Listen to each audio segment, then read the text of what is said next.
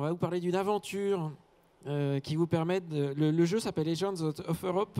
Il a été commandité par la région Bretagne et produit et réalisé par Succubus. Donc on a la chance aujourd'hui d'avoir représentants de la région Bretagne et de Succubus qui vont avoir le plaisir de vous présenter donc ce jeu, Legends of Europe.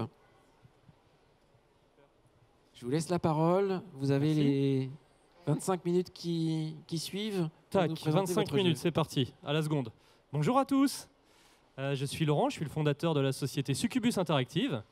Et on va donc vous faire une petite présentation du jeu qui s'appelle Legends of Europe. Je suis accompagné avec Julienne Jeanne qui va se présenter elle-même et nous expliquer un petit peu les objectifs en fait, de ce projet. Alors bonjour à tous, je suis Juliette Jeanne, je suis chargée d'information européenne et citoyenne à la direction de la communication à la région Bretagne. Si on a choisi en fait de demander à Succubus de créer ce jeu, c'est parce que la région Bretagne a une politique d'information européenne auprès du jeune public, notamment des 15-29 ans. Et c'est vrai qu'on constate que les jeunes se sentent vraiment mal informés sur l'Europe. Là, par exemple, on vient de réaliser un sondage avec l'Institut TMO Région qui note que 65% des 15-29 ans se disent mal informés sur l'Europe. Donc c'est pour ça qu'on a choisi en fait, de mettre en place des outils d'information européenne pour sensibiliser les jeunes, et notamment les lycéens, à la question européenne. En 2014, on avait créé un serious game qui s'appelait Mission Knut. L'objectif, c'était de découvrir les institutions européennes en se mettant dans la peau d'un commissaire européen. Et en 2019, on a choisi en fait, de demander à une société, donc la Succubus en l'occurrence, de créer un jeu pour partir à la découverte du territoire européen. Parce qu'on se rend compte que finalement, les jeunes connaissent mal l'Europe et ses contours, ne savent pas situer géographiquement certaines capitales, et puis connaissent mal aussi les voisins européens avec lesquels on partage une culture commune, mais aussi des différences de culture. Voilà, donc l'objectif, parler de l'Europe aux élèves de collège et lycée. Donc ça, c'est déjà beaucoup plus difficile. On va vous présenter ça au menu en 3 services. En entrée, le concept, donc ce qu'on a proposé à la région Bretagne et donc nos objectifs. En plat principal, la démo, parce que je pense que vous êtes un peu là pour ça. Et pour le dessert, les leçons qu'on a pu en tirer, vous allez voir, il y en a des pas mal. C'était riche d'enseignements. Donc on commence par le concept. En fait, il y a 2 problèmes qui ont été identifiés. Le premier problème, c'est on s'adresse à des collèges-lycées et donc on est sur un public qui perd de l'intérêt rapidement, clairement. Et le deuxième problème qu'on a, c'est que pour atteindre ce public, on doit passer via les professeurs, qui est normalement un public qui a moins de déficit d'attention, mais qui est tout aussi complexe à atteindre. On va voir comment ça s'est passé. La solution, et qui était d'ailleurs en fait la demande quasi initiale de la région, c'est un jeu de piste virtuel avec de multiples mécaniques d'engagement. Et en fait, je peux peut-être te laisser reparler rapidement du cahier des charges, de l'appel d'offres. Alors, sur le cahier des charges, en fait, on a voulu justement un jeu de piste qui permette d'améliorer la connaissance du territoire européen avec une carte, notamment une carte pour explorer l'Europe et tous ses contours, avec des quiz. Les quiz, c'est vraiment l'intérêt pédagogique du jeu. Des quiz qui portent sur différentes thématiques, des thématiques qui sont en lien avec le programme scolaire en fait, des enseignants. Donc, par exemple, l'histoire de l'Europe, les Européennes, les Européens célèbres, la géographie de l'Europe, les drapeaux, les monnaies. Et on a même intégré des quiz folklore et traditions surprenantes. Et c'est, je pense, ça qui a mis la puce à l'oreille à Succubus, puisque dans le cahier des charges, on avait indiqué un blog qui s'appelle Europe is not dead, que je vous invite fortement à consulter, qui présente des cartes avec les différentes thématiques. Par exemple, quels sont les humoristes préférés de nos voisins européens, quelles sont les légendes, les créatures voilà, légendaires dans les cultures de nos voisins européens. Et c'est ça qui a mis la puce à l'oreille à Succubus. Ouais. Donc si vous êtes un petit peu de la partie, au début c'était très difficile. On nous dit il faut du quiz, il faut s'adresser au collège-lycée, c'est sur le curriculum, c'est sur la thématique européenne. C'était dur, on était là, c'est un appel d'offres, on répond, on n'a pas forcément trop d'idées. Et là, j'ai une personne de mon équipe qui a fait « Mais attends, Laurent, les créatures légendaires européennes, c'est parfait, on va faire un Pokémon Go, on va toutes les chasser. » Du coup, je l'ai modéré un petit peu, j'ai dit « On va peut-être pas faire ça, mais par contre, effectivement, en ce moment, il y a les créatures fantastiques qui sortent au cinéma, Harry Potter, tout ça, ça c'est pas mal. » Et effectivement, la première mécanique qu'on a déployée, c'est un gros scénario où il faut chasser les créatures légendaires d'Europe. Donc on se retrouve au Loch Ness, voilà, on se retrouve avec le Dahu. En France, on a comme ça une douzaine de créatures. Excuse-moi, mais c'est avec Dahu. Dahu. C'est pas le Dahu, c'est pas la même chose. Dahu, c'est une créature mythique bretonne. Donc je vous invite à la découvrir dans le jeu, mais c'est pas le Dahu avec 4 pattes. Je vais me faire défoncer tout le long de la conf parce que je ne réponds que très mal à tous les quiz. Mais c'est le jeu, hein. Les autres fonctionnalités en fait qui ont été amenées, c'est du point and click. Donc, afin de raconter une histoire, on a quand même besoin d'avoir des protagonistes. Donc, le point and click, c'est la méthode de jeu d'aventure qui existe depuis les années 80. On va avoir un personnage qui se déplace dans des décors et qui parle à d'autres personnes. Puis, on a aussi la notion de dialogue, parler à d'autres personnes. Mais aussi, on a des cartes. Alors, on avait la possibilité de faire les cartes nous-mêmes. Une carte d'Europe, ça fait quand même beaucoup de boulot. En fait, on s'est branché sur le service Google. Et en fait, on a les cartes de Google. Sauf que du coup, on a fait tout un travail de stylisation de ces cartes. On a une espèce de rendu carte au trésor, vous allez voir ça. Et le clou final, qu'aujourd'hui on ne regrette pas, mais ça a été quand même vraiment très difficile, c'est de se brancher avec les Street View. Donc on a 120 Street View à travers toute l'Europe et on a vraiment cette vue à 360 quand on arrive sur place. Donc on a le vrai jeu de piste virtuel. Et puis la dernière mécanique qu'on a déployée, qui était demandée à demi-mot, mais pas très clairement, c'est une approche multijoueur. On s'est dit que puisqu'on était sur une carte, qu'on se déplaçait virtuellement d'un endroit à un autre, autant voir où les autres joueurs se trouvaient pendant qu'ils étaient eux-mêmes en train de faire leur partie. Donc quand on se promène sur la carte, on voit les collègues, puisque c'est déployé en classe, les autres collègues qui sont en train de jouer, où est-ce qu'eux ils sont rendus dans leur aventure. Ça, c'était les solutions. Je vous parle rapidement de ce qu'on fait nous. Qu'est-ce qui nous a, nous, Succubus, permis de proposer cette chose-là? En fait, on fait 4 types de jeux, généralement. On fait les simulations de dialogue. Donc ça, c'est les soft skills, les trucs, excusez-moi, un petit peu ennuyants en management ou en entraînement à la vente, etc. En fait, nous, on adore ça, mais c'est vrai qu'un public de collège-lycée, c'est pas génial. Les Pour eux, escape c'est games, un peu boring, effectivement. ça dépend le public. Les escape games, donc ça c'est les jeux de rôle et escape games, c'est tout ce qui est narratif. Là on surfe beaucoup sur la vague de l'escape game qui est hyper engageante pour les gens parce que du coup on leur donne un challenge, ils ont 20 minutes pour le régler, donc généralement ils restent jusqu'au bout. On fait aussi des petits quiz gamifiés. Donc vous voyez en fait on commence à retrouver les différentes fonctionnalités qu'on a mis dans le jeu. Ça c'est un exemple pour Veolia sur la sécurité. C'est un petit jeu de plateau avec un présentateur. Et on fait des jeux de gestion. Alors heureusement, on n'a pas ajouté la dernière composante de gestion dans le jeu Legends of Europe. Ça en aurait fait sans doute un petit peu plus, un petit peu trop. Voilà.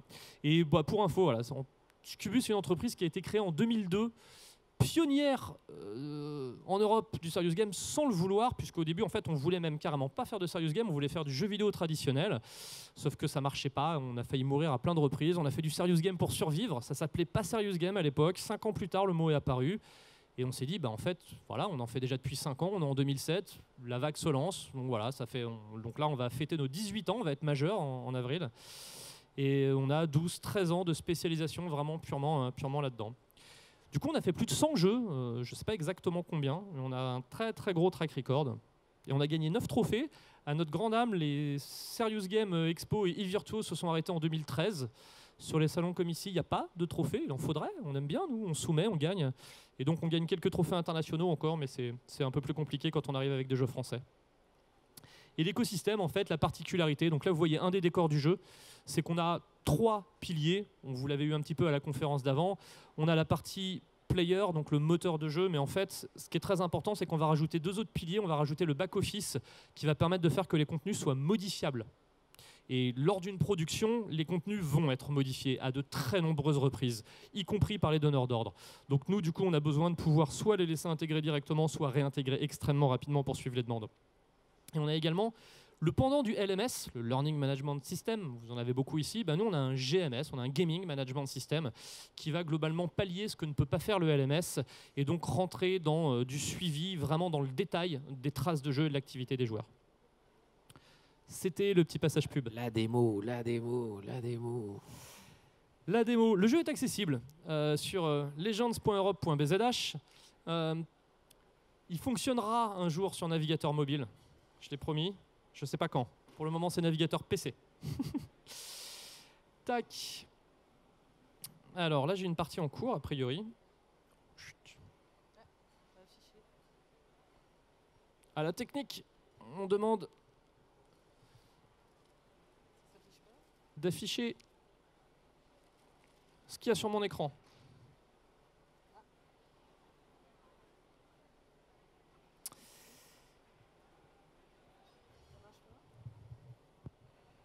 Ok, ça va être compliqué. C'est bon, c'est bon. Hop, on va...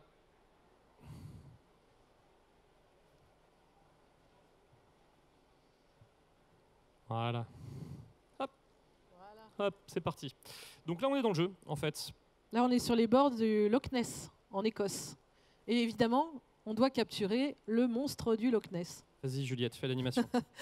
Donc, ce que vous voyez en lévitation, ce sont des petites stèles que le joueur doit réactiver tout au long du jeu. Donc, sur chaque Street View, vous avez une stèle activée.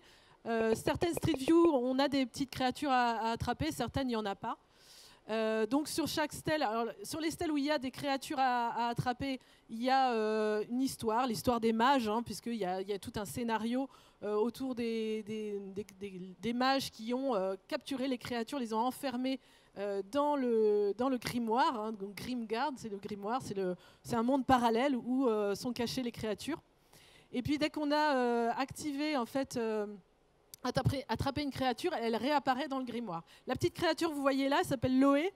C'est une petite créature, une sorte de sphinx qui vous pose des questions. Ça lui permet, donc des quiz sur l'Europe, hein, ça lui permet de recharger son pouvoir et de vous téléporter d'un endroit à l'autre. Hein. Donc voilà la carte. Ici, on a donc plusieurs petites pictos avec voilà ici un petit picto créature où vous pouvez attraper une créature. Les pictos avec des décors isométriques, c'est ça? Je vais y arriver.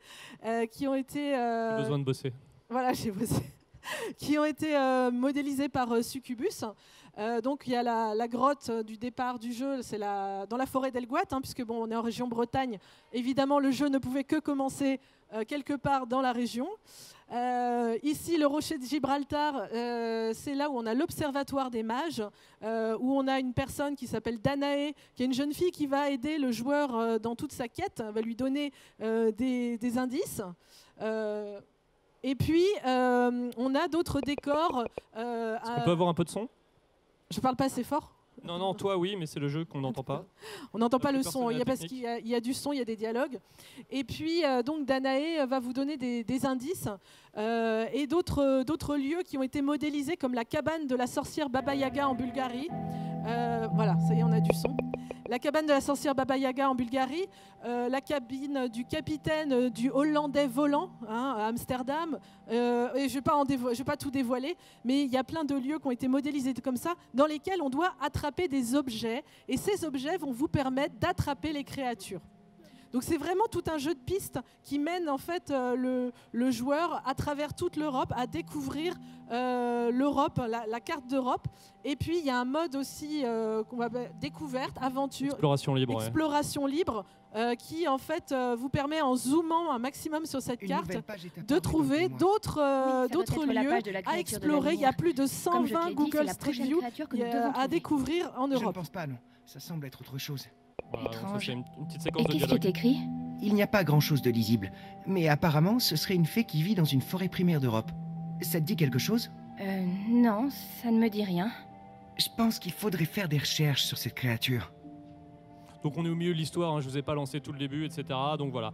On peut choisir ensuite, on a plusieurs embranchements. Est-ce que cette créature a l'air d'être importante, mais est-ce qu'on préfère dire qu'elle pourrait être dangereuse? Il est écrit voilà. qu'elle est très puissante. Elle pourrait être En dangereuse. fait, il y a plusieurs fins au jeu Très en bien. fonction des choix qu'on fait. Je vais faire des recherches. Voilà. Bon, je vous passe les différents dialogues. Tac. Tu Pardon, m'avais pas hop, dit on peut comment zapper c'était hein, Oui. pour les besoins de la démo. Non. C'est- Donc Voilà. Grimgard, mais Il y a beaucoup de dialogue avec Alors, eux à ce moment-là. Ce qui est intéressant sur le retour qu'on a eu, puisque le jeu donc, est accessible pour le grand public, hein, ça s'adresse principalement aux jeunes, 15-29 ans, mais on a pu le tester en classe avec les enseignants. Et vraiment, les jeunes, les élèves nous ont dit, en voyant les Street View, « Oh, c'est super, ça me permet, moi ça me donne envie d'aller découvrir l'Europe pour de vrai ». Et ça, c'est un des seconds objectifs qu'on a, nous, à la région Bretagne. En plus de l'info européenne, c'est vraiment d'inciter les jeunes à partir en mobilité en Europe, hein, via les programmes Erasmus ou Corps européen de solidarité qui existent. Et ça, c'est un second mode, en fait, un second objectif qu'on atteint, c'est comment je découvre l'Europe virtuellement pour me donner envie après d'y partir en vrai. Donc là, on est sur le mode découverte. J'essaie de chasser. En zoomant au maximum, voilà, on a le petit radar qui s'allume. Et ici, voilà, on a un quiz. Juliette, quelle est la bonne réponse? Alors, le pont du Gard est un des vestiges de l'architecture. Allez-y. Romaine, tout à fait. Bon, là, c'est facile. Et puis, alors, Je n'ai jamais les réponses. Sur chaque question, on a une petite phrase feedback qui permet aux élèves de comprendre un petit peu mieux quelle est la bonne réponse déjà et pourquoi, donner un petit peu plus d'informations. Ça permet aussi aux enseignants de rebondir là-dessus. Et puis, si les élèves posent des questions sur ci ou ça, ça permet de continuer et d'amorcer un dialogue au sein de la classe. Voilà, donc du coup, je me suis téléporté virtuellement à cet endroit-là. J'ai pas de créature ici, mais par contre, j'ai une stèle que je peux activer. Donc voilà, j'ai un deuxième mode de jeu. Je vais faire une exploration libre où je vais essayer de collectionner toutes les stèles. Et du coup, on arrive sur un contenu assez conséquent en termes de durée de jeu. Tac, démo rapide. Vous pouvez jouer, hein. C'est en accès libre. Financé par la région Bretagne. J'espère que ça vous a donné envie. En tout cas, je ne sais pas si on va revenir après sur le mode enseignant, paramétrage. Ouais, on y revient juste après. D'accord, Je sais que tu es prête. Donc, en résultat, globalement, ce qu'on constate aujourd'hui, c'est un mélange réussi entre le contenu pédagogique et le gameplay. C'est-à-dire que quand même, une de nos ambitions, c'était de faire qu'on puisse avoir des quiz sur la thématique européenne qui n'arrive pas au moment où on est en train de parler d'un scénario de cuisine ou de science-fiction.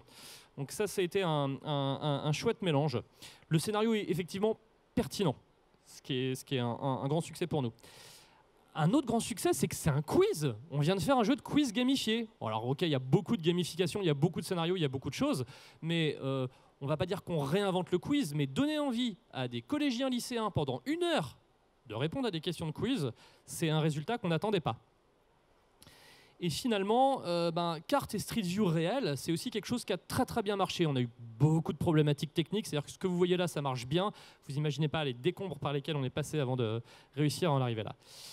Et du coup, c'est effectivement quelque chose qui permet voilà. C'est ce que Juliette nous expliquait en classe. Comment ça se passe, du coup, ces Street View et ces cartes?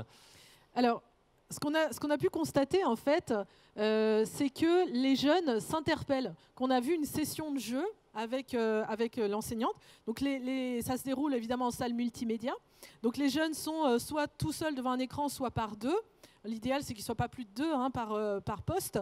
Et puis, ils ont chacun leur propre partie parce que je veux dire, l'ordre d'apparition des créatures n'est pas toujours le même, hein, en fonction de la partie qu'on mène. On a mis un petit peu d'aléatoire pour qu'il n'y ait pas 2 parties qui soient identiques. Voilà. Et les questions aussi sont en mode aléatoire. Le niveau de difficulté, on va en revenir, peut être paramétré. Quand vous êtes en mode monde, on va dire, hein, c'est pas un mode paramétré, les questions ont des niveaux de difficulté aléatoires et les thématiques viennent aussi de manière aléatoire. Donc en fait, quand les jeunes sont en classe, les lycéens, ils ont des questions. Et puis, ce qu'on a remarqué, c'est qu'ils s'interpellent entre eux. Et toi, qu'est-ce que tu as répondu? Tu as eu cette question-là? Je ne sais pas. Et toi, est-ce que tu sais quelle est la capitale de la Slovénie, par exemple? Ljubljana. Voilà, c'est ça. Bravo, Laurent. Et même s'ils n'ont pas la réponse, l'objectif, c'est que, voilà, hop, c'est sur un navigateur Internet, ils cliquent. Et ça leur ouvre une fenêtre, ils vont chercher sur Wikipédia. Voilà. On a emmené des collégiens lycéens sur Wikipédia pour répondre à une question, et possiblement même pas répondre à la leur, mais répondre à celle de leurs collègues, parce qu'ils savent qu'ils ont déjà eu cette question avant. Voilà. Et donc, ça leur permet d'aller chercher l'info sur le web. Et puis justement, c'est comme ça qu'ils retiennent mieux cette information. Et la deuxième problématique dont on vous a parlé au début, c'est l'engagement des enseignants, qui n'est pas facile du tout non plus, alors pour d'autres raisons. En fait, on a créé une interface dédiée pour les enseignants. Donc, ils peuvent se connecter avec un login et un mot de passe, ils vont pouvoir créer un groupe, ils vont créer leur groupe à eux. Ils vont pouvoir configurer la séquence, c'est-à-dire qu'ils vont effectivement être capables de choisir le niveau de difficulté des quiz, ils vont être capables de filtrer également les thématiques, ils les veulent toutes, ils en veulent que certaines. On pourrait très facilement ajouter, alors pardon, ça vient après, ils partagent aux élèves, donc du coup ils ont un code qu'ils vont écrire au tableau, qu'ils vont projeter avec leur vidéoprojecteur, que tous les élèves vont saisir, ce qui vont faire qu'ils sont au sein du même groupe. Et finalement ils vont pouvoir faire le suivi de la progression de leur groupe, donc ils vont voir qui ont joué, combien de temps, quel score a été obtenu, etc., qui a fini la partie. Donc il y a une espèce de classement. Alors ça, c'est la partie qui, moi, m'intéresse le plus, c'est les leçons, mais en fait, j'ai rajouté et tendances. Il me reste 5 minutes, donc j'espère que vous êtes accrochés parce qu'on va aller vite. La première leçon, c'est ce mot que j'adore, phygital. Ça veut dire, en anglais, physical et digital. C'est le mélange des deux. C'est donc le digital, mais en présentiel. En fait, ce qu'on a fait avec ce jeu, c'est qu'on a fait un jeu multijoueur en présentiel, puisqu'il se passe dans une salle de classe. Okay, en fait, on se rend compte que ça déclenche une dimension vraiment très, très supérieure au jeu. Ça permet en même temps l'approche coopérative, l'équipe, on partage un même écran ou on joue dans le même groupe, mais ça permet aussi l'approche compétitive avec le classement et le leaderboard. Et on s'est rendu compte aussi que c'était très très simple de partager pour les profs le code pour rejoindre un groupe. C'est une mécanique qui marche super bien. Ils peuvent les inviter aussi directement en saisissant leur email. Quand on est sur des établissements qui sont connectés avec des LDAP ou des choses comme ça, on est aussi capable de suivre en fait les identifications uniques. Donc ça, c'est quelque chose aujourd'hui. Je me permets d'essayer de me projeter sur dans 1 an, dans 2 ans. Je pense que vous ne verrez plus de serious game qui est jouable seul sur son PC, qui ne soit pas aussi avec une mécanique jouable en phygital, donc où on va pouvoir se regrouper avec d'autres et comparer notre expérience et favoriser ça. La deuxième leçon qu'on a pu tirer en fait de cette expérience, c'est les capacités de paramétrage de scénario.